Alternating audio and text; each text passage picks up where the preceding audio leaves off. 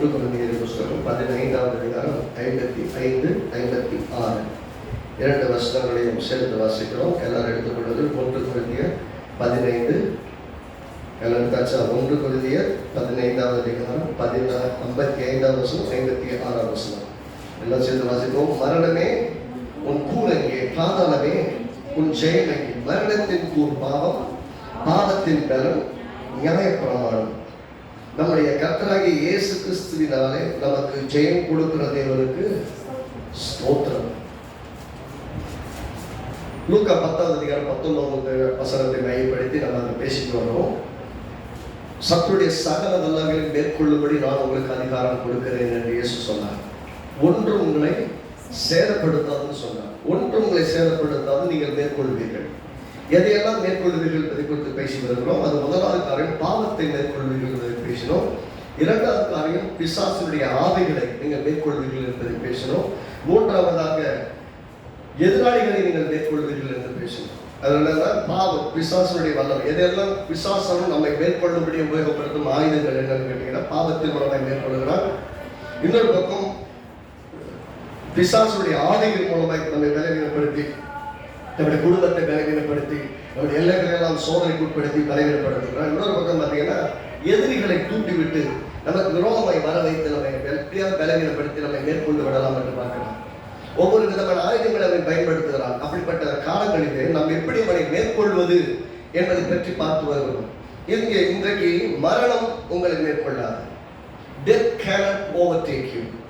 Death cannot overtake you. எல்லாம் சொல்லுங்க, மரணம் என்னை மேற்கொள்ளாது. நல்லா பாருங்க, வேறு முழுவதும் நீங்க பார்த்தீங்கன்னா கர்த்தர் ஒரு மனிதனை ஆசீர்வதித்திருக்கும் போது, ஒரு நோக்கத்தை அவன் வாழ்க்கையில் வைத்திருக்கும் போது, எத்தனையோ மரணத்துக்கு எதிரான சம்பவங்கள் அவன் வாழ்க்கையில் நடந்துகிட்டே வந்தாலும் கூட, மரண குடியிருந்த லெவலுக்கு போனாலும் கூட, ஒண்ணு கூட அவங்களை ஜெயிக்க முடியல. தேவ நோக்கம் நிறைவேறுற வரைக்கும் அவங்களை பத்திரமா காப்பாத்தி கொண்டு வருவதை பார்க்க முடியும். நான் சொல்றேன், நம்முடைய வாழ்க்கையும் அதே மாதிரி தான். நம்மை மரணம் மேற்கொள்ள வருவதை போல இருக்கும்.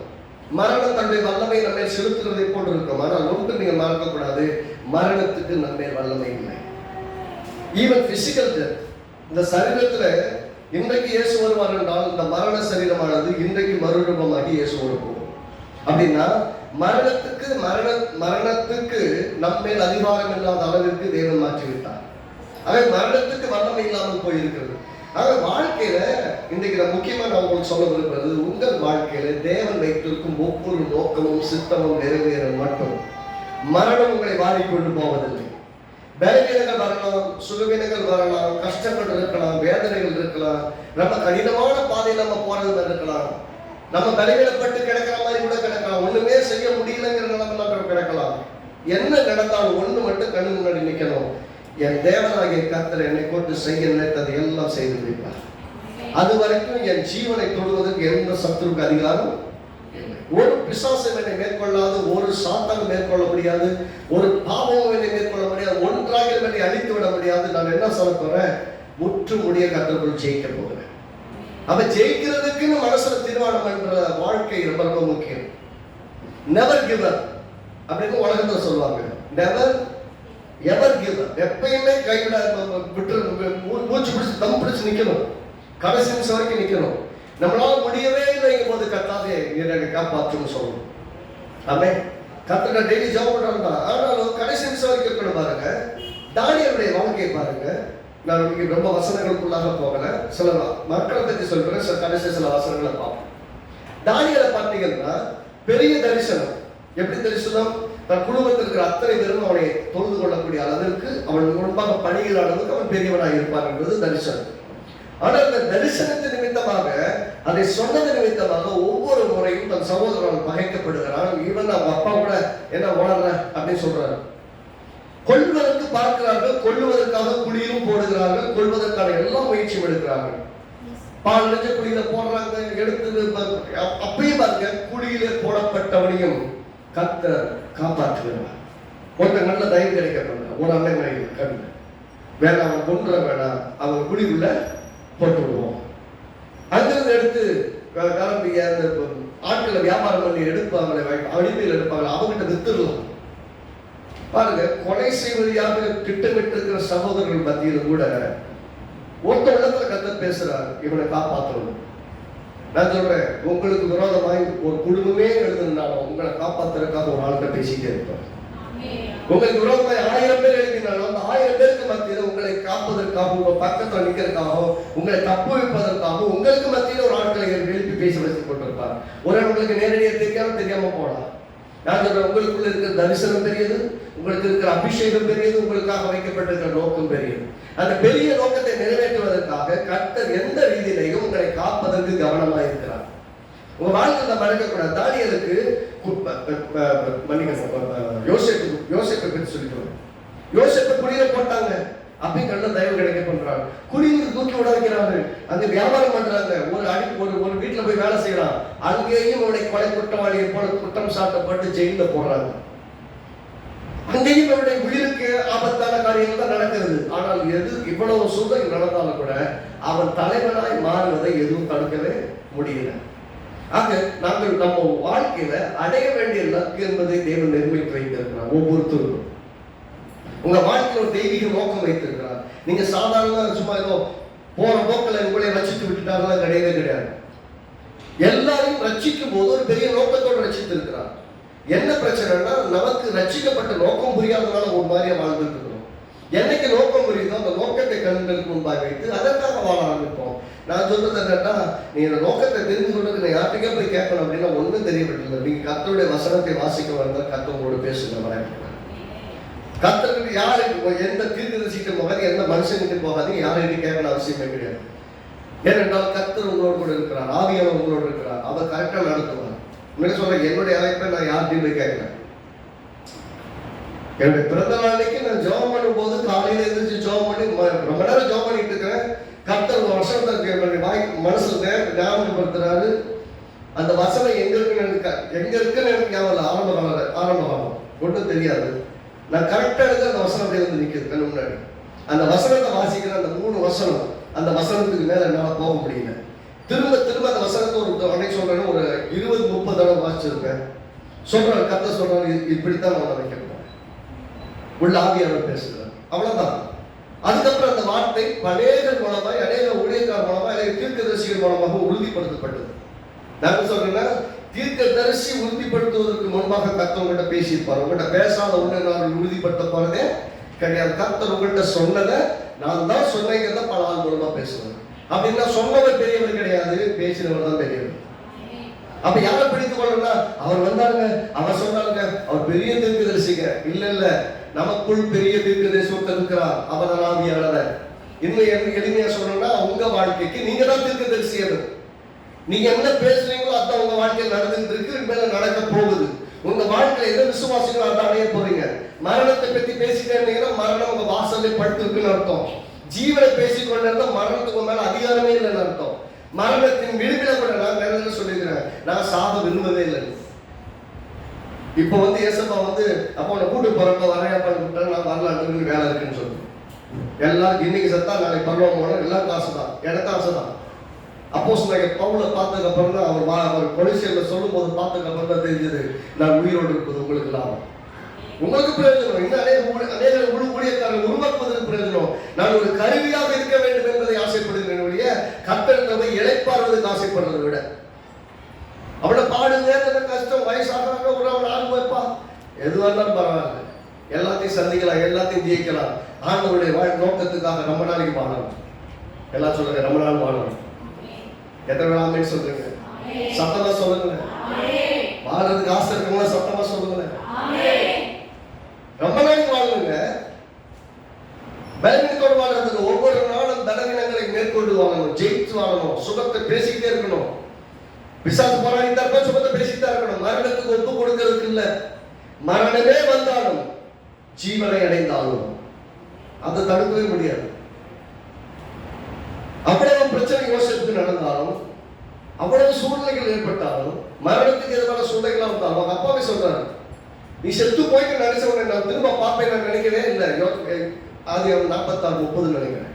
சொல்றாரு, உன்னை திரும்ப பார்ப்பேன்னு, நீ செத்து போயிட்டேன்னு நினைச்சேன், உன்னை திரும்பி பார்ப்பேன்னு நான் நினைக்கவே இல்லை, ஆனால் உன்னை உயிரோட நான் பார்த்தேன். நல்லா யோசிச்சு பாருங்க. எல்லாருடைய பார்வைக்கு முன்பாகவும் யோசேப்பு என்பவன் மரித்து போனான். ஆனால் கடவுளுடைய பார்வை அவனுக்காக வைக்கப்பட்ட நோக்கம் அவனை வாழ வைத்துக் கொண்டிருக்கிறது. The purpose driven life ன்னு சொல்லுவாங்க. உங்க வாழ்க்கையில ஒரு நோக்கம் இருக்குதுன்னா அந்த நோக்கத்துக்காக எதையும் கர்த்தர் செய்வார். எல்லா சூழ்நிலையிலும் உங்களை காப்பாற்றுவார், எல்லா சூழ்நிலையிலும் உங்களை மேற்கொள்ள வைப்பார், எல்லாவற்றையும் ஜெயிக்க வைப்பார். மரணத்துக்குள்ள போற மாதிரி வந்தாலும் கூட அந்த மரணத்திலிருந்து காப்பாற்றுவார். அப்போ சொன்னாங்க பவுல் எல்லாமே அதே மாதிரி நிறைய இடங்களை பார்க்க முடியும். யோசிச்சு பாருங்க, தானியேலை பாருங்க, உள்ள வர்றாரு, அந்த அந்நிய தேசத்துல போய் இருக்கிறாரு. அந்நிய தேசத்துல இங்க உணவு முறை பிடித்தார். ராஜா சொல்றாரு ராஜ போஜனத்தை கொடு, அது எல்லாமே இருக்கு. இவங்க சொல்றாங்க ராஜ போஜனத்தை சாப்பிடல, சாதாரண சாப்பாடை கூட நான் சாப்பிடுறேன். இல்லப்பா நாளைக்கு போய் டிபார்ட்மெண்ட் போய் நிப்பாட்டுவேன்.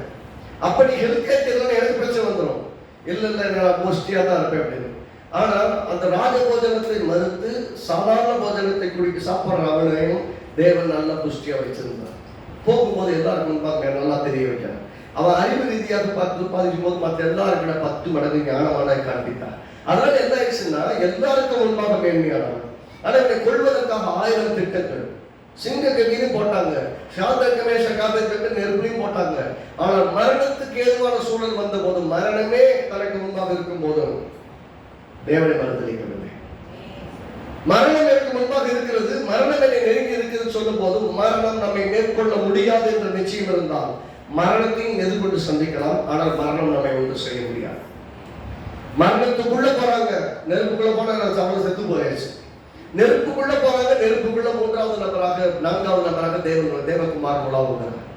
சிங்க கட்டிக்கிற போறாங்க, சிங்க கட்டில தேவன் நம்முடைய தூதரை எழுதி கட்டி போடுகிறார். வெளியே வந்ததுக்கு அப்புறம் அநேக தரிசனங்களை காண்கிறார். அப்படின்னு அர்த்தம், இத்தனை காரியங்களையும் புத்தக சொல்லி எழுதி வைக்கக்கூடிய பெரிய வேலை தானியேலுடைய வாழ்க்கையில் இருந்ததாகவே சிங்கக்கவி அவனை அழித்து விடவில்லை. நான் சொல்றேன், உங்க வாழ்க்கையில தேவன் வைத்திருக்கும் நோக்கம் மிக பிரதானமான இடத்தில் இருக்கிறபடியா உங்களுக்கு எதிராக எத்தனை சதித்திட்டங்களை தீட்டி உங்களை கொண்டு விடலாம் என்று எல்லாரும் நினைத்தாலும், சூழ்நிலை எல்லாம் நினைத்தாலும், பிசாசு நினைத்தாலும், ஒரு மரணத்தின் வல்லமை உங்களை மேற்கொண்டு அழிக்க முடியாது. You will live. நீங்க வாழ்வீங்க. எல்லாம் சொல்லுங்க, பக்கத்துல பார்த்து சொல்லுங்க, நீங்க வாழ்வீங்க, நீங்க வாழ்வீங்க. தேவ நோக்கம் நிறைவேற மட்டும் வாழ்வீங்க. எல்லாம் சொல்லுங்க, தேவ நோக்கம் நிறைவேற மட்டும் வாழ்வீங்க. ஆமென். சும்மா அப்ப சப்பையா போறதெல்லாம் கிடையாது. எவ்வளவு வேலை இருக்குது. சும்மா அது பிரச்சனை இது பிரச்சனை, பிரச்சனையே பேசிட்டா டெய்லி பேசலாம், 1000 பிரச்சனை பேசலாம். இன்னைக்கு நான் உட்காந்து பேசணும்னா 1000கணக்கான பிரச்சனை பேசுவேன். பேசணும்னு நினைச்சா 1000 பிரச்சனை இருக்குங்க, டெய்லி எல்லாம் இருக்கும். ஆனா அதை பத்தியே பேசிட்டு இருந்தா ஒண்ணுமே மாற்ற முடியாது. மாற்றம் ஒன்றுதான், விசுவாசத்தை மாற்றங்களை கொண்டு வரும். விசுவாசத்தால் தான் தேவனுடைய மகிமை பார்க்க முடியும். நான் சொல்றேன், 1000 பலவீனங்கள் இருக்கட்டும், உடம்பெல்லாம் தப்பு தப்பா நம்ம பேசணும். அந்த உடம்புக்கு விரோதமா நம்ம பேசிட்டே இருக்கணும். இல்ல, என் தேவன் என் மேல் வைத்திருக்கும் நோக்கம் நிறைவேறும் மட்டும் நான் சுகமா இருப்பேன், ஆரோக்கியமா இருப்பேன். நான் படுத்து கிடக்க போறதில்ல, நான் எழுந்து நிற்பேன், நடப்பேன், மீண்டும் தேவனுடைய வேலைகளை செய்வேன் நின்று பேசணும். அப்போ இயற்கைக்கு அப்பாற்பட்ட வல்லமை உங்களுடைய செயல்படும். அப்ப அந்த வல்லமை எப்படி செயல்படுறது உங்களுக்கு தெரியாது, எனக்கு தெரியாது. ஆனா ஒண்ணு தெரியும், கர்த்தருடைய வல்லமை நம்மை நிலைநிடும் போது நம்முடைய அவயங்கள் எல்லாம் கீழ்ப்படிந்து வேலை செய்ய ஆரம்பிக்கும். தாவீது பாருங்க, தாவீது 2 சாமுவேல் 22ஆம் அதிகாரத்துல பாத்தீங்கன்னா அவன் எப்படி சொல்லி பழக்கிறான்னு பாருங்க. 2 சாமுவேல் 22ஆம் அதிகாரம் எல்லாம் எடுத்துக்கிறாங்க. 2 சாமுவேல் 22ஆம் அதிகாரம்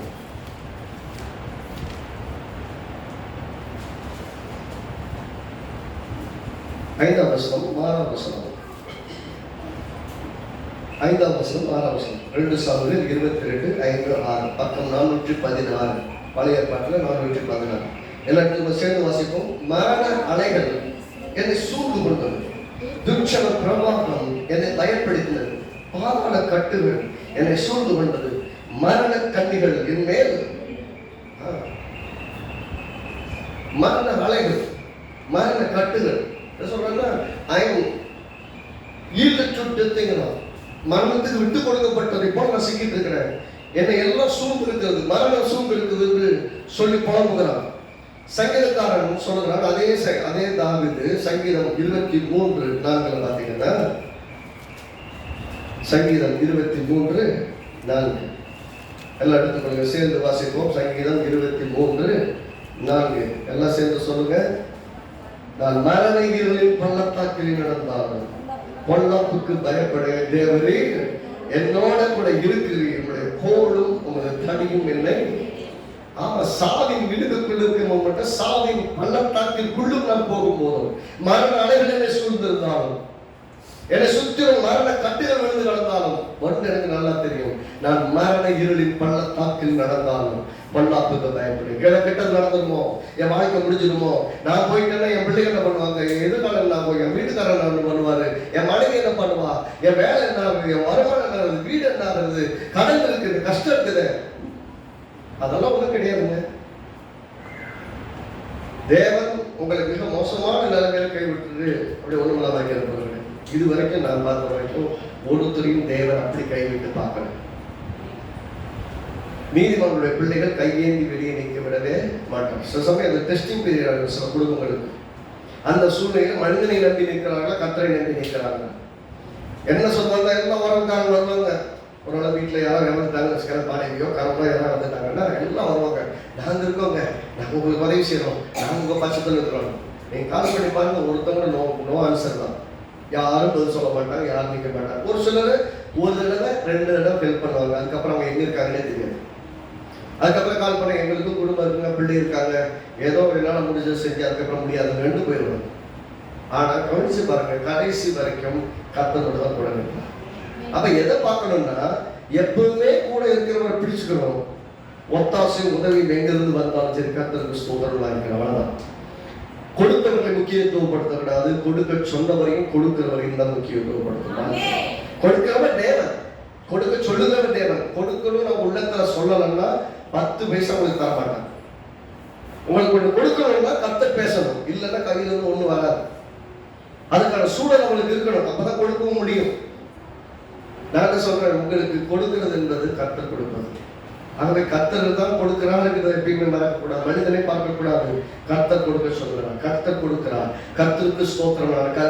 யாராவது ஹெல்ப் பண்ண கூட கர்த்தருக்கு ஸ்தோத்திரம் முதல்ல சொல்லணும். ஏசப்பா உங்களுக்கு நன்றி, இந்த ஹெல்ப் உங்கள்கிட்ட வந்திருக்கு, பர்வதத்திலிருந்து எனக்கு வந்திருக்கு, நீங்க உள்ளத்துல பேசுனது வந்திருக்கு, அதுக்கு அவங்களுக்கு ஸ்தோத்திரமும் தேவனை மகிமைப்படுத்தணும். ஏனென்றால் எப்போதும் கர்த்தர் நம்மை விசாரிக்கிறவராக இருக்கிறார். இங்க மரண இருளின் பள்ளத்தாக்கில் நான் நடந்தாலும் பொல்லாப்புக்கு நான் பயப்பட போறல, எனக்கு என்ன நடந்தாலும் அதை பத்தி பயப்பட போறல. ஏனென்றால் தேவரீர் என்னோடு கூட இருக்கிறேன், உடைய கோடும் உடைய தவியும் அப்படின்னா வசனம். அவருடைய வசனம் என்னை தேற்றும், தைரியப்படுத்தும். இல்ல, இந்த மரணம் உன்னை முழு பண்ணாது, இந்த மரணத்தை கடந்து வந்துருவேன், இந்த வியாதியை கடந்து வந்துருவேன், இந்த தரித்திரத்தை கடந்து வந்துருவேன், இந்த கடனை கடந்து வந்துருவேன், எத்தனை கோடி கடனா இருந்தாலும் நீ கடன் வெளியே வந்துருவேன். நீ கடன் இல்லாமபடிக்கு வாழ்வதற்கு இருக்கும். நீ உன் வாழ்க்கை அழித்துக் கொள்ள வேண்டிய அவசியம் கிடையாது. வியாதி நிமித்தமாக அழித்துக் கொள்ள வேண்டிய கிடையாது, கடன் நிமித்தமாக அழித்துக் கொள்ள வேண்டிய கிடையாது, இல்லாமை நிமித்தமாக அழித்துக் கொள்ள வேண்டிய கிடையாது. இதெல்லாம் கடந்து போகும், கடந்து போயிடுவோம், அதை கடந்து வந்துடுவோம். ஆகவே வாழ்க்கையில ஒவ்வொரு நாளும் ஒன்றை மறக்கக்கூடாது, கர்த்தர் எனக்கு சொன்னதெல்லாம் எனக்கு நிறைவேறும். அதுக்கு விரோதமாக இன்றைக்கு ஒருவேளை என் வாழ்க்கை போராடி கொண்டிருந்தாலும் சூழ்நிலை எல்லாம் சம்பந்தமே இல்லாம நடந்துட்டு இருக்கு. நான் காத்துக்கிட்டு இருக்கிறேன், நடக்கலையே, லேட் ஆகிட்டு இருக்குது. காத்திருக்கு ரொம்ப கஷ்டமான விஷயம், காத்திருக்கு ரொம்ப கடினமான காரியம். அந்த கடினமான காரியம் தான் அந்த சமயத்தில், அந்த காத்திருப்பின் காலத்தில் எவ்வளவு விசுவாசிக்கிறது என்பது ரொம்ப முக்கியம். விசுவாசத்தை நீங்க நிறுவ விட்டால், வேதம் ரொம்ப 2 விஷயத்தை உறுதியா சொல்லுது.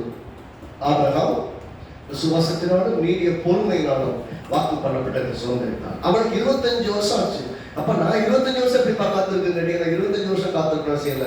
அவனுக்கு 25 வருஷம் காத்திருக்க வேண்டிய அவசியம் இருந்தது. ஏனென்றால் அவன் விசுவாசத்தின் தகப்பனாய் மாற வேண்டும் என்றால் கர்த்தரால் மட்டும்தான் எல்லாம் கூடும் என்கிற இடத்துக்கு நம்ம வரணும். என் சரீர பலத்தை கொண்டு, என் சரீரத்திற்கு திராணியை கொண்டு இன்னொரு ஸ்திரீ மூலமாக ஒரு பிள்ளையை பெற்றெடுக்க முடியும் என்ற நம்பிக்கை எல்லாம் போனதுக்கு அப்புறம் எங்க நிற்கிறோம்னா, வாக்கு தத்தம் பண்ணின உண்மை உள்ளவர். என் சரீரம் செத்து போனாலும், சாராலும் கர்ப்பம் செத்து போனாலும் தேவன் சொன்னதெல்லாம் எனக்கு செய்ய வல்லவர் என்று விசுவாசிக்கிற இடத்துக்கு வரணும்.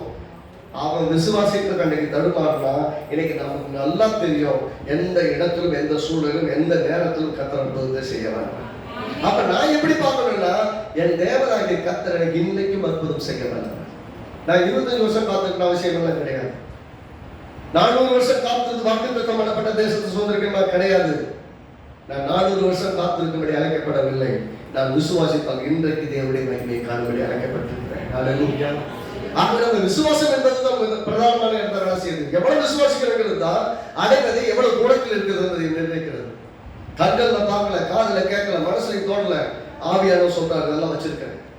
அப்ப ஆவியானவருடைய உடனே டிராவல் பண்ண ஆரம்பிச்சிடும். ஆண்டவரே நீங்க சொன்னீங்க செய்யுங்க, நீங்க சொன்ன வார்த்தையின்படி நடக்கட்டும், நீங்க சொன்னபடியா எனக்கு நடக்கும், நான் விசுவாசிக்கிறேன், என்னை சீக்கிரம் எல்லாம் கடந்து போக உதவி செய்யுங்கன்னு ஜெபிக்கும் போது கர்த்தர் வழிகளை திறந்து கொடுப்பார். காண முடியாதவர்களை காணும்படி செய்வார். விசுவாசிக்க முடியாத, விசுவாசத்தின் கண்களால் பார்க்க முடியாதவைகளையும் பரிசுத்த ஆவியானவர் பார்க்க வைப்பார். விசுவாசத்தை அவளை தொடர்ந்து பார்க்க முடியலைங்கிறத கூட கர்த்தர் பார்க்க வைப்பார். அப்ப நம்ம காலத்தில் எப்படி இருக்குதுன்றதுல இன்னைக்கு ஒரு நாள் அப்படி கடினமா போயிட்டு இருந்தாலும்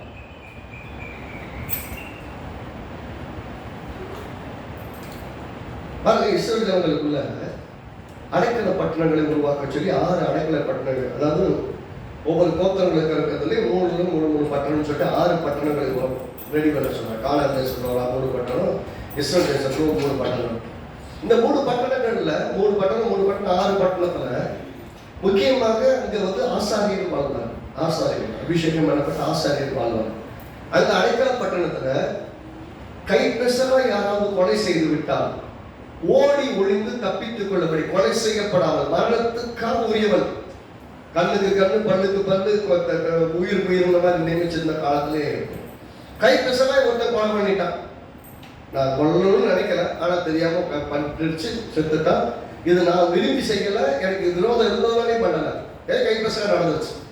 இப்ப அவனுக்கு தேவன் எப்படிப்பட்ட வாய்ப்பு கொண்டான்னா, ஆசாரியர் வாழக்கூடிய ஒரு இடத்துல அவனை கொண்டு போய் வைத்து அவனை பராமரித்து அந்த ஆசாரியர் உயிரோடு வாழும் காணும் வரைக்கும் அந்த பட்டணத்துக்குள்ள பத்திரமா இருக்கலாம். அந்த பட்டணத்துக்குள்ள யாரும் போய் எவ்வளவு மோசமான ஆளா இருந்தாலும் போய் கொள்ளவே கூடாது. பாருங்க, ஒரு மரணத்துக்குரியவனையும் மரணத்திலிருந்து காப்பதற்காக இந்த 7ஆம் புத்தகத்துல இது 35வது அதிகாரத்துல பார்க்க முடியும். 35வது அதிகாரத்துல வருஷம் 13 15 வரைக்கும் 24 28 வரைக்கும் எல்லாம் பார்த்தீங்கன்னா வரிசையா நிறைய விஷயங்கள் சொல்லிட்டு வரும். அந்த அடைக்கல பட்டணத்தை பற்றி நான் டீட்டெயிலா போகணும். ஆனா பாருங்க, அந்த அந்த பிரதான ஆசாரியன் 28ஆம் வசனம் பார்த்தீங்கன்னா, பிரதான ஆசாரியன் என்னாகும் புத்தகம் எழுப்போம் ஆச்சரியம். என்னாகும் 35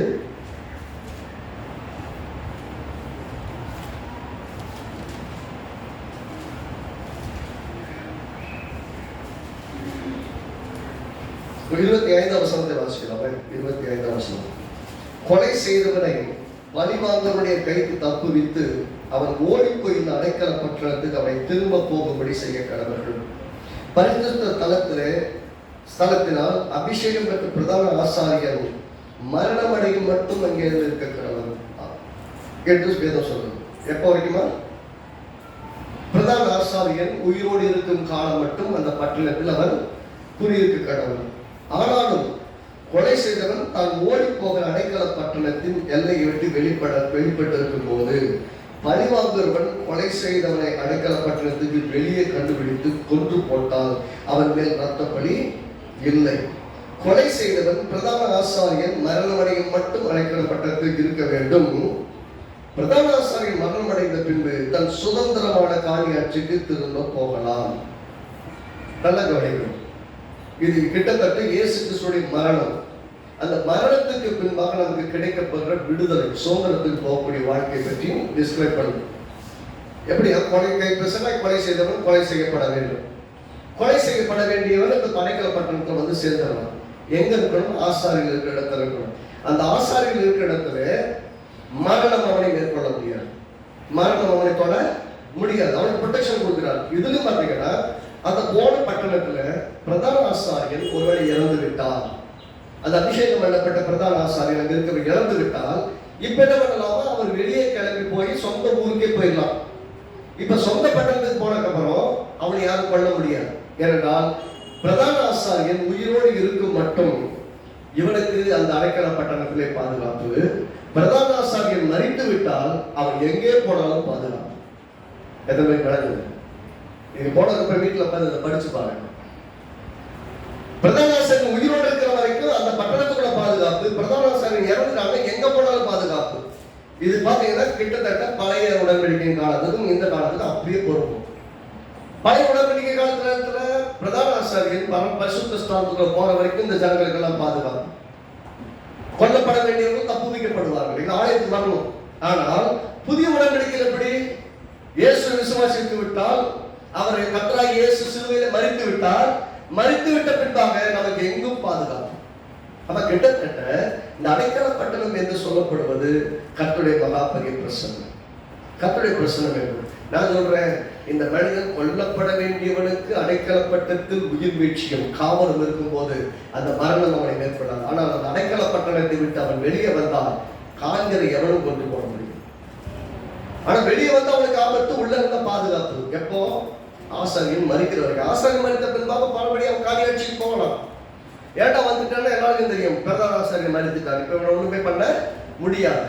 எப்படின்னா இவன் செய்த தவறும் அந்த மரணமும் இந்த காரியங்களெல்லாம் பிரதான ஆசாரியனுடைய மரணம் இவனுடைய எல்லா காரியங்களும் பாவ நிவர்த்தி செய்ததை போல நிவர்த்தி செய்து விடுகிறது. ஆகவே இவன் தைரியமாய் உள்ள வர. நான் கேட்கிறேன், அந்த காலத்துல கர்த்தர் அடைக்கல பட்டணத்துல இருக்கிறவனுக்கு இவ்வளவு ஒரு செக்யூரிட்டியும், அடைக்கல பட்டணத்தில் இருக்கிற ஆசாரியன் அதாவது இயேசு கிறிஸ்துவுக்கு சாயலா இருக்கக்கூடிய ஒருவன் இறந்து விட்டால் இந்த மனிதன் சுதந்திரமாக வெளியே வர முடியும் என்பதை அன்றைக்கே ஏற்படுத்தி இருந்தான்னா நான் என்ன கேட்கிறேன், இன்றைக்கு தேவன் நமக்கு எவ்வளவு பெரிய பாதுகாப்பா இருக்கிறார். இயேசுவை விசுவாசித்திருக்க நமக்கு மிகப்பெரிய அடைக்கல பட்டணம் அவர் தான். அதனால்தான் பாத்தீங்கன்னா இந்த சங்கீத வாட்சர் 2 சாமுவேல் 5வது அதிகாரம் 6ஆம் வசனம் பார்த்தோம்னா அதுக்கு முன்னாடி 2 வசந்த வார்த்தை பார்த்தீங்கன்னா, நான் கர்த்தரை நோக்கி நீர் என் அடைக்கலம், என் கோட்டை, என் துருக்கம், நான் நம்பி இருக்கிறவர் என்று சொல்லுவேன். அப்படின்னு அவர்தான் அடைக்கலாம், அவர்தான் அடைக்கல பட்டணமே எனக்கு, அவன் எனக்கு காவல், அவன் தான் பாதுகாக்கிறவன். அதே மாதிரி இதே சேர்ந்து சங்கீதம் 18 பார்க்கலாம். சங்கீதம் 18 இதனுடைய அப்படியே ரெப்ளிகா தான். அதையும் பார்த்தீங்கன்னா, நான் கர்த்தரை நோக்கி நீர் என் அடைக்கலம், என் கோட்டை, என் துருக்கம், நான் நம்பி இருக்கிறவன் சொல்லுவேன். நீர் என் கண்மலை, என் கோட்டை, என் துருக்கமா இருக்கிறீன்னு நிறைய விஷயங்கள் சொல்றாரு. அப்படின்னா அவருக்கு எல்லா விதமான பாதுகாப்பாக அவர் இருக்கிறார்படியால் நான் மரண இருளின் பள்ளத்தாக்கில் நடந்தாலும் கொல்லாப்புக்கு பயப்படுறேன். அப்படின்னா மரணம் என்ற சூழல் நம்மை மேற்கொள்ள முடியாது. நான் திரும்ப சொல்ற விசுவாசிகளை மரணம் மேற்கொள்ள முடியாது. ஏனென்றால் நம்முடைய வாழ்க்கையில தேவன் பெரிய நோக்கத்தை வைத்திருக்க, அந்த நோக்கத்துக்காக வாழ்ந்து கொண்டிருக்கிறோம். அந்த நோக்கம் நமக்குள் நிறைவேறும் மட்டும் இந்த உலகத்தில் 1000 பிரச்சனை வந்தால் ஒண்ணு நம்ம மேற்கொள்ள முடியும். அந்த காரியத்தை நம்ம அடைந்தே தீருவோம். அந்த இடத்துல நம்ம போயே தீருவோம். அந்த இடத்துல வாழ்ந்தே தீருவோம். அந்த வாழ்க்கையை தடுக்கிறதுக்கு எந்த பிசாசாலும் முடியாது, எந்த மரணத்தாலும் முடியாது. நீங்க பைபிள்ல இருக்கிற எல்லா கேரக்டர்ஸுமே பாருங்க, அவங்க எல்லாருமே தான் வந்த நோக்கத்தை நிறைவேற்றாமல் பாதி வழியில மறித்து போயிருப்பாங்கன்னு சொன்னா ஒன்னே ஒண்ணுதான் நடக்கும்.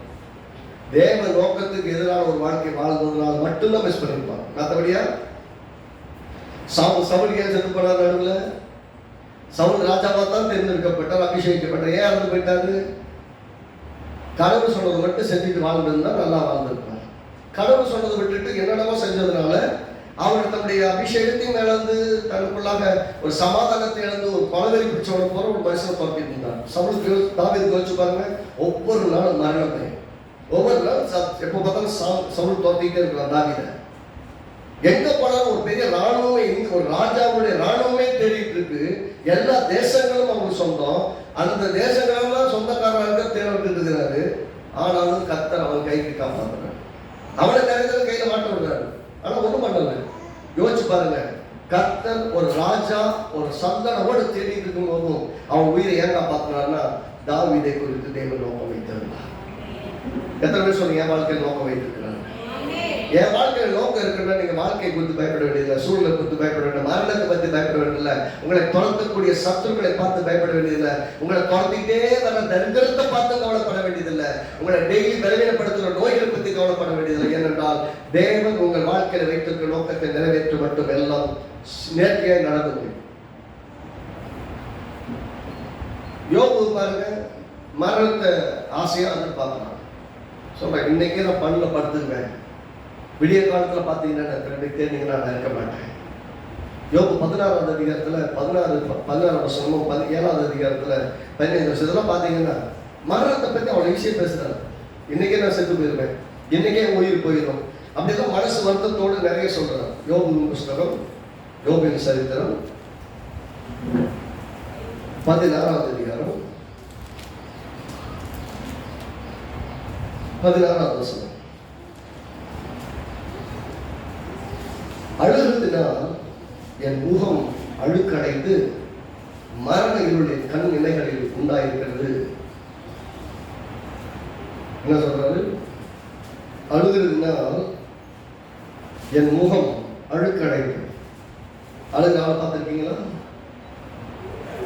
எப்பயுமே பாருங்களேன், மனுஷன் எப்படிப்பட்டவனா உண்டாக்கப்பட்டிருக்கான்னா எப்போதும் சிரித்து கொண்டே இருக்கும்படியாக மகிழ்ச்சியா இருக்கும்படி உண்டாக்கப்பட்டோம். நீங்க அழுதுட்டு உங்க முகத்தை கண்ணாடியில் பாருங்களேன். பார்த்துருக்கீங்களா? நீங்க அழுகிற ஆளுக்கு அவங்க முன்னாடி கண்ணாடியை கொண்டு வந்து வச்சு நீங்க பாருன்னு சொல்லுங்க. சிரிக்கிற ஆளுக்கு கண்ணுக்கு முன்னாடி கண்ணாடியை வச்சு இதை பாருங்கன்னு சொல்லுங்க. அப்பதான் அவங்களுக்கு தெரியும். அழும்போது உங்க முகமே நல்லா இருக்கு, ஆனா சிரிக்கும் போது ரொம்ப நல்லா இருக்கும். ஏன்? நீங்கள் அழுபடி உண்டாக்கப்பட்டவர்கள். அழுதா உங்க முகமே ரொம்ப நல்லா இருக்கு. அதனால சொல்றேன், மனிதன் மகிழ்ச்சியா இருக்கும்படி உண்டாக்கப்பட்டவன். அவன் அழும்போது அவனுடைய முகத்தினுடைய தன்மையும் அந்த ரூபமும் மாறிடும்.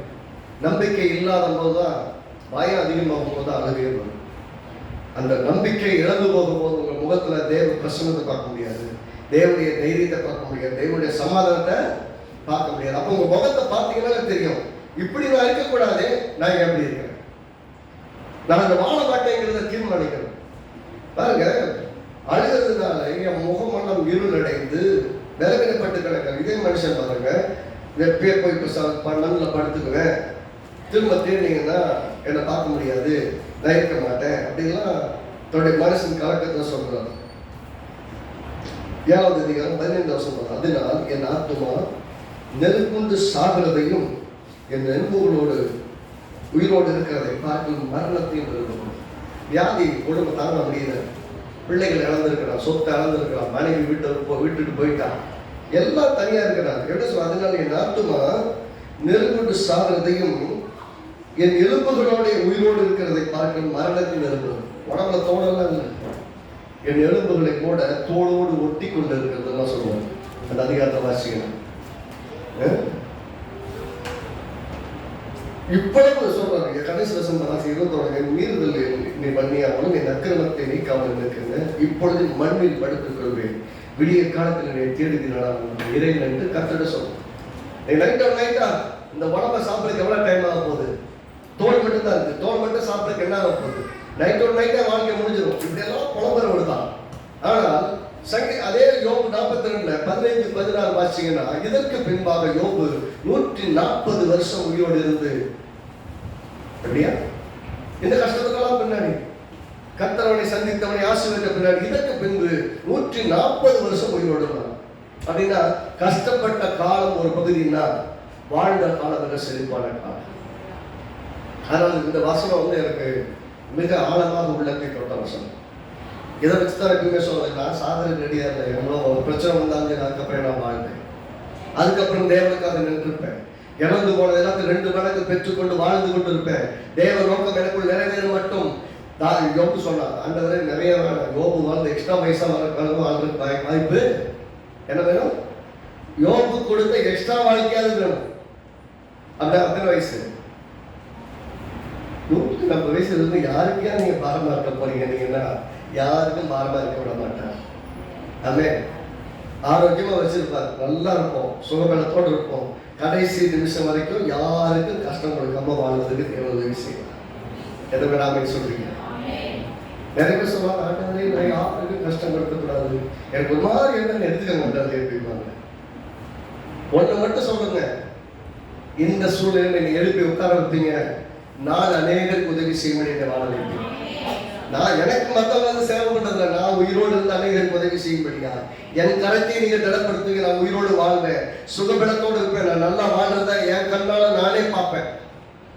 என்ன வாழ மாட்டேன்னு சொல்றவங்களுக்கு முன்னாடி வாழ வைப்பீங்க ஆண்டவரேங்கிறது விசுவாசத்தோடு பேசுங்க. நான் சொல்றேன், உங்கள் விசுவாசம் மலைகளை பெயர்க்கும், தடைகளை எல்லாம் நீங்க தைரியமா முன்னாடி போங்க. உங்க வாழ்க்கையில் நீங்கள் வெற்றி பெறுவதை, இந்த மரணத்துக்கே வல்லமை இல்லைன்னா யார் வல்லமையை செயல்பட போறாங்க?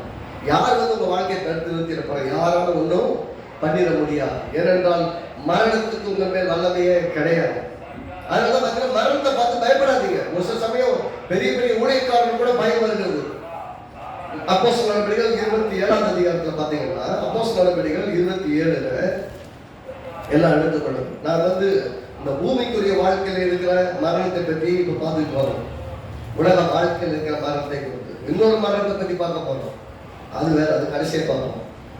27ஆம் அதிகாரத்தில் 20ஆம் வசனத்தை ஏதாவது வாசிப்போம். 27வது அதிகாரம் 20 வசனம். அநேக நாளாய் சூரியனாவது நட்சத்திரம் காணப்படாமல் மிகுந்த பெருந்தாற்று மழை அடித்துக் கொண்டிருந்தபடியினால் இனி தப்பி பிழைப்போம் என்னும் நம்பிக்கை முழுமையும் அற்று போயிற்று. அப்போஸ்தலன் பவுல் சொல்கிறாரு, எனக்கு நம்பிக்கை இல்லை, all my hope has gone, எல்லா நம்பிக்கையும் போச்சு, இனி பிழைக்கவே முடியாது அப்படிங்கிற இடத்துக்கு யார் எழுதுறாரு? அப்போஸ்தலன் பவுல் வந்துடுறாரு. அவர் வாயிலே சொல்றாரு, இனிமே தப்பி பிழைப்போம் என்ற நம்பிக்கை முற்றிலுமாய் அற்று போயிட்டுன்னு சொல்றாரு. அவ்வளவுதான், முடிஞ்சு போச்சு, சாக போறோம். ஏன்னா இந்த பெரிய புயல்ல வந்து கப்பல் மாட்டிக்கிச்சு, எல்லாத்தையும் தூக்கி போட்டாச்சு, தளவாடங்களை போட்டாச்சு, சரக்கெல்லாம் போட்டாச்சு, பட்னியா கிடக்கிறோம், ராத்திரியான்னு தெரியல, பகலான்னு தெரியல, இருட்டு இருக்கிறோமா வெளிச்சத்தில் இருக்காமனு தெரியல. சில வாழ்க்கையில் இப்படிப்பட்ட பாதை இருக்கும். அப்ப கடினமான பாதையில் இருக்கும்போது வெளிச்சத்தை காணாதபடியால் வெளிச்சம் இல்லை என்பதல்ல, மேகமூட்டம் மறைத்திருப்பதனால் வெளிச்சம் தெரியல. சூரியன் எப்ப ஊசித்தாரு? சூரியனை பார்க்க முடியல. காரணம், மேகமூட்டம் மூடி இருக்கிறது. அந்த மழைக்கான மேகம் கூடி சூரியனை சூழ்ந்து இருப்பதனால, காற்றுடைய வல்லமை அதிகமா இருப்பதனால இங்க புயல் காற்று அடிச்சுக்கிட்டு இருக்குது. வெயிலையே பார்க்க முடியாதான்னா சொல்றாரு, சூரியனையாவது சந்திரனையாவது பார்க்க பகலாத்து நைட்டாலே தெரியுது. நம்முடைய வாழ்க்கை சில சமயம் கடினமான பாதையில போகும்போது எப்படி இருக்கும்னா, ராத்திரியா பகலன்னு தெரியாது. விடிஞ்சா ஏன் விடியுதுன்னு இருக்கும், நைட்டு வந்தா ஏன்னா நைட்டு வருதுன்னு இருக்கும். நைட்டு வந்தா தூக்கம் வராது, விடிஞ்சா மன உளைச்சலா இருக்கும், பிரச்சனைகள் ரொம்ப அதிகமா இருக்கும், சந்திக்க முடியாது. பகலையும் சந்திக்க முடியாது, நைட்டையும்.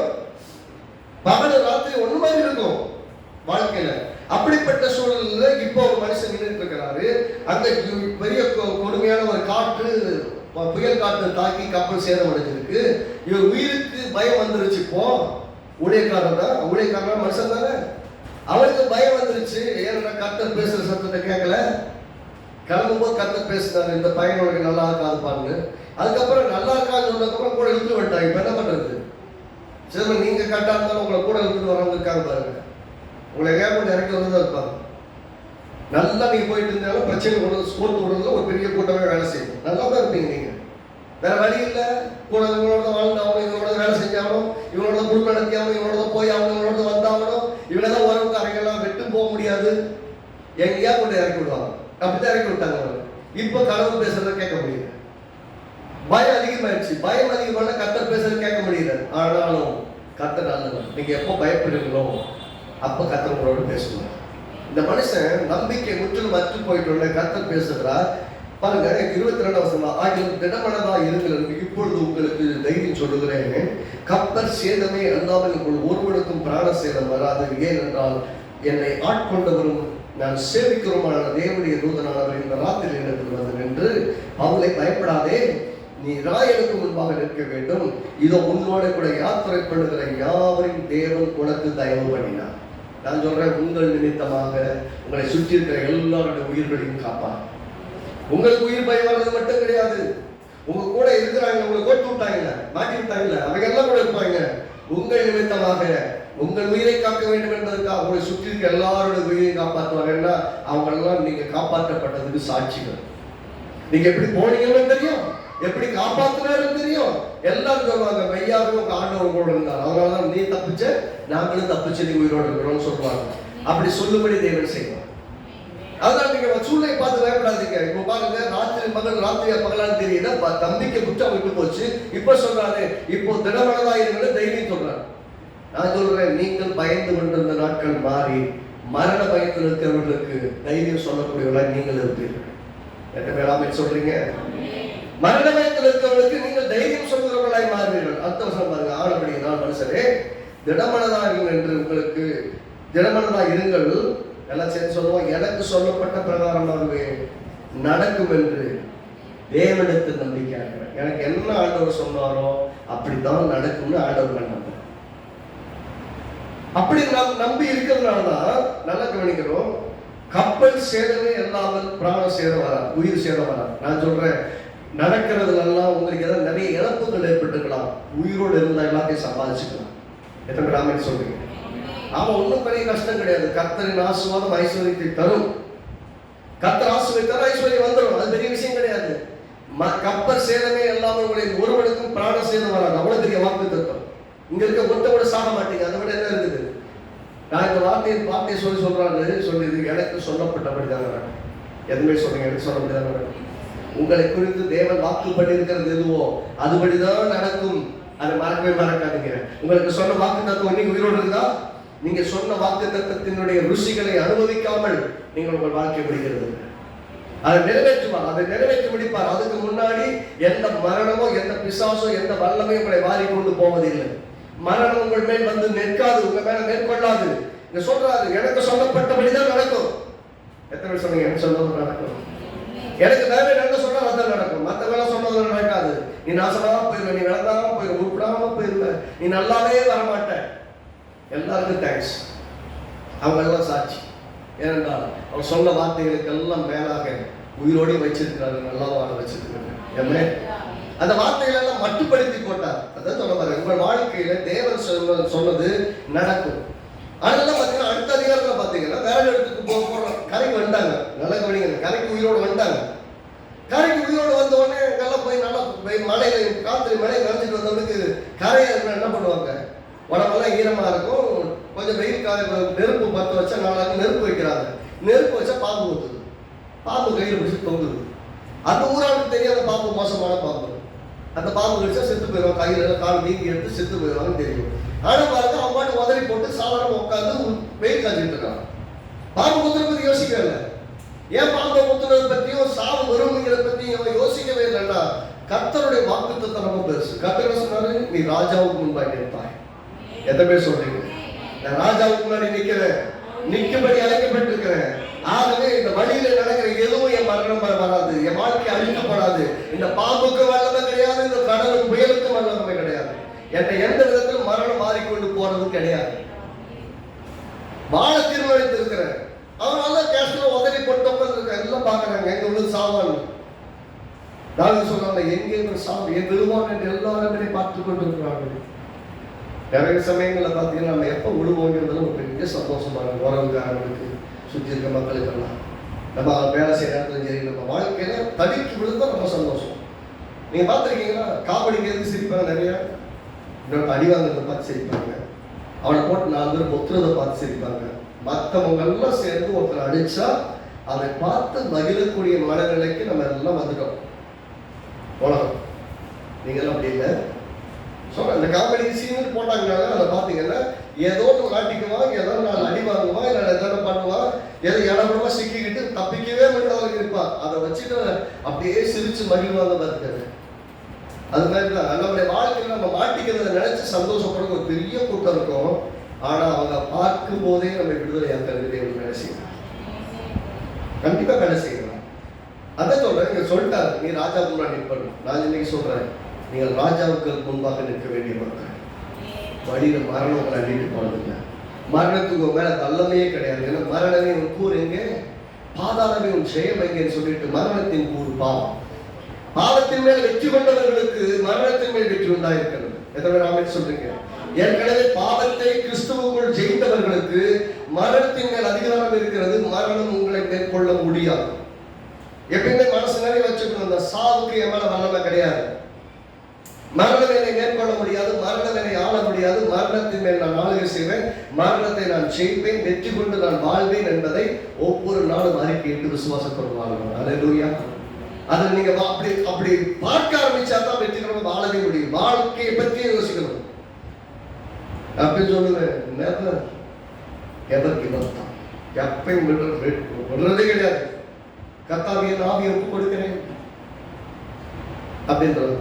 உண்டா நானும் சிசம டென்ஷன் ஆயிட்டேன்னா, சிசம கஷ்டப்பட்டு ஒரு மாதிரி ஆயிட்டேன்னா அப்படியெல்லாம் போக வேண்டாம். உடனே தெளிவு அடைஞ்சிருவேன். ஆண்டவரே நிறைய வச்சிருக்கீங்க, இப்போ நிறைய செய்ய வேண்டியது, வாழாண்டவரே வாழ வைங்க.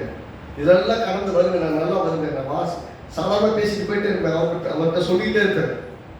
இப்படி இருக்க மாட்டேன். வாய்க்காக நிறைய சொல்றத நான் இருதயத்தோடு கத்தரோட சொல்றது நிறைய. இதெல்லாம் மாறிடாண்டவரே, நான் நல்லா வருவேன், நான் நல்லா ஆசீர்வாதமா இருப்பேன், நான் நினைக்கிறதுக்கு மேல பெரிய காரியம் நீங்க செய்வீங்க. ஒவ்வொரு நாளும் அந்த விசுவாசத்தோட அறிக்கையிட்டு கொண்டு இருக்கிறேன். ஏன்னா நான் நன்மையை காண்பேன் விசுவாசம் இறந்த உலகத்தை நான் கண்டு போயிருப்பேன். பாருங்க, இந்த பூமிக்குரிய வாழ்விலே முதல் மரணத்தை பற்றி நான் பேசிட்டு வரைக்கும், இந்த உலகத்துல உங்கள் வாழ்க்கையில தேவ நோக்கம் நிறைவேறுவதற்கு விரோதமாய் எந்த மரணமும் வந்து உங்களை அழித்து விட முடியாத அந்த நோக்கத்துக்காக நீங்கள் வாழ்ந்து முடிப்பீர்கள். அதை மட்டும் மனசுல வச்சு, உறவு தலைவீனமா இருக்கலாம், குறைவுகள் இருக்கலாம், கஷ்டங்கள் இருக்கலாம், கடன்கள் இருக்கலாம், நெருக்கிட்டு இருக்கலாம், எல்லா விதமான மனோ வழிகளோடும் வேதனையோடு கூட இருக்கலாம். ஒன்று கூட உங்களுடைய வாழ்வை அழித்து விட முடியாது. ஒருவேளை உங்களுடைய முன்னேற்றத்தை ஸ்லோ டவுன் பண்ணலாம். வேகமா போயிட்டு உங்க வண்டிக்கு பிரேக் போட்ட மாதிரி அல்ல ஸ்பீட் பிரேக்கரை போட்டு ஸ்லோ பண்ணது மாதிரி இருக்குமே ஒழிய உங்கள் பயணம் தடைபடுவது இல்லை. எத்தனை ஸ்பீட் பிரேக்கரை போட்டு வச்சிருந்தாலும் ஸ்லோ ஆனாலும் நீங்கள் அடைய வேண்டிய இடத்துக்கு போயிட்டா சேர்ந்தீர்கள். நீங்கள் அடைய வேண்டிய இலக்கு தூரத்தில் இல்லை, கர்த்தரை கொண்டு போய் சேர்ப்பார். எத்தனை பேர் விசுவாசிக்கிறீங்க? ஆகவே ஒவ்வொரு நாளும் உங்கள் வாயை திறந்து சொல்ல வேண்டிய ஆண்டவரே, மரணத்தின் வல்லமை என்னை செயலிழந்து போயிருக்கிறதுக்காக ஸ்தோத்திரம். எந்த வியாதியோ, எந்த தரித்திரமோ, எந்த பலவீனமோ, எந்த விதமான குறைவுகளோ, எந்த விதமான எதிராளிகளின் ஆசைகளோ என் வாழ்க்கையில் நிறைவேறாது. நீ திட்டம் பண்ணின ஒவ்வொரு வார்த்தையும், எழுத்தும், வாக்கு திட்டங்களும் எனக்குள் நிறைவேறும் என்று இயேசுவின் நாமத்தில் அறிக்கையிடுகிறேன். அதை பற்றி கொள்கிறேன். எனக்கு 20 நாளிகளுடைய சந்தோஷம். எப்ப நான் விழுவேன் சாவேன் பார்க்கிறவங்களுக்கு முன்னாடி என்ன வாழ வைப்பீங்க. நான் வாழ விடுறேன்.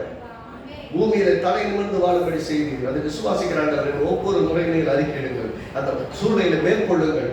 நீங்கள் மேற்கொள்ளும்படியாக அழைக்கப்பட்டிருக்கிறீர்கள். மரணம் நிச்சயமாக உங்களை மேற்கொள்ளார். இயேசுவின் நாமத்தில் தைரியமாய் சொல்ல முடியும். மரணம் உங்கள் வாழ்வை மேற்கொள்ள முடியாது. மரணம் உங்களை அழிச்சுட்டு ஒண்ணுமில்லாம் வாக்கிட்டு போயிட்டு போகவே முடியாது. மரணமே வராதுன்னு சொல்ல வரல. மரணம் வரும். எப்போ? நீங்க பெர்மிட் பண்ணா மட்டும்தான் வரும். எப்படி பெர்மிட் பண்றது? உங்க வேலையெல்லாம் முடிச்சிட்டீங்கன்னா பவுல போல நல்ல போராட்டத்தை போராடிட்டு ஓட்டத்தை முடிச்சிட்டேன், ரெடி டு கிவ் அப் அப்படின்னு நீங்க சொன்னீங்க இல்லையா? அது வரைக்கும் நீங்க உயிரை பிடித்துக் கொண்டு வெற்றியில் நிற்க வாழ கற்றுக்கொள்ள வேண்டும். ஒரே ஒரு வசனத்தை வாசித்து முடிப்போம். 2 கொரிந்தியர் 1ஆம் அதிகாரம்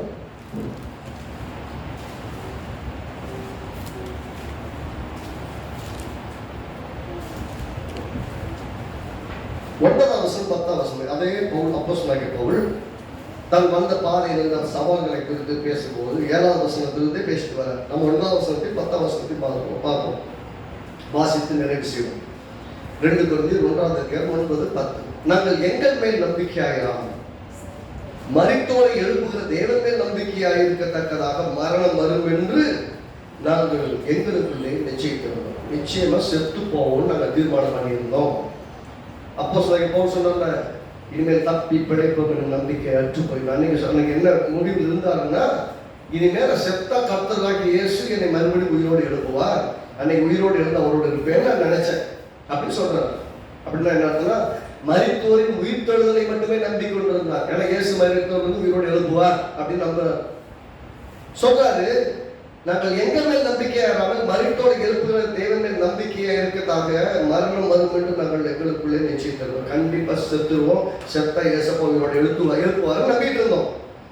சொல்லுகிறாரு, அப்படிப்பட்ட மரணத்தினின்றும் அவர் எங்களை தப்பு வைத்தார். எத்தனை பேர் சொல்றீங்க? அப்படிப்பட்ட மரணத்தின் சூழலிருந்து எங்களை தப்பு வைத்தார். எல்லாம் சேர்ந்து சொல்லுங்க, இப்பொழுதும் தப்பு வைக்கிறார், இன்னும் தப்பு வைப்பார் என்று அவரை நம்பி இருக்கிறோம். இப்ப நம்பிக்கை எப்படி ஆகி போச்சு? எங்கள் மேல் ஒரு நம்பிக்கை இருந்தது, செத்துருவோங்கிற நம்பிக்கை, செத்தா உயிரோடு எழுப்புவார் என்ற நம்பிக்கை, இதுதான் இருந்தது. இப்ப கர்த்தருக்கு முன்பாக சொல்றாரு, அப்படிதான் நம்பிக்கிட்டு இருந்தோம். இன்னைக்கும் இதுவரைக்கும் எங்களை தப்பு வைத்தார், அந்த மரணத்திலும் தப்பு வைத்தார், இப்போதும் தப்பு வைக்கிறார், இன்னும் தப்பு வைப்பார் என்று அவரை நம்பி இருக்கிறோம். இப்ப 100% கர்த்தர் மேல் நம்பிக்கை வைக்கிறார். கர்த்தர் மேல என்ன நம்பிக்கை? கண்டிப்பா சாவுகிறார், கண்டிப்பா சாக மாட்டோம், கர்த்தர் கண்டிப்பா காப்பாற்றுவார். ஒரு முறை காப்பாத்திட்டார்ல, காப்பாற்றும் போது என்ன சொல்றாரு? எங்களை அந்த மரணத்திலிருந்து எங்களை தப்பு வைத்தார். அதுக்கு பின்னாடி எத்தனையோ மரணத்தின் சூழல் வந்து தப்பு வைத்துக் கொண்டு இருக்கிறார். இனி வரப்போகிற மரணங்கள் எப்படிப்பட்ட சூழல் வரும் தெரியாது, ஆனால் அதிலிருந்து தப்பு வைப்பார். இப்படி சொல்லணும்னா 1000 கொரோனாவும், 1000 விதமான வைரஸும், 1000 விதமான கிருமிகளும், 1000 விதமான வியாதிகள் நம்மை வந்து தாக்கினால் அத்தனைகளிடமிருந்து நம்மை தப்பு வைப்பார். கர்த்தர் தப்பு வைக்கிறவர், தப்பு வைத்தவர், தப்பு வைக்கிறவர், தப்பு வைப்பார். இதுவரைக்கும் காப்பாற்றினார், இன்னும் காப்பாத்திட்டு இருக்கார், இனிமேல் காப்பாற்றுவார். இது மனசுல எப்பயுமே இருக்கட்டும். நம்மை காக்கிற தேவன், மரணத்தினின்றும் நம்மை காக்கிற தேவன் எப்பயும் காப்பாத்திட்டே இருப்பார். அதை விசுவாசிப்போம், உள்ளத்துல வைத்துக் கொள்வோம், ஜெயிப்போம், விசுவாசிப்போம், ஜெயத்தை எடுத்துக் கொள்வோம். அல்லேலூயா. கர்த்தர் நல்லவர். எல்லாரும் ஆண்டவரை நோக்கி பார்ப்போமே. கர்த்தருக்கு நன்றி சொல்லுவோமே.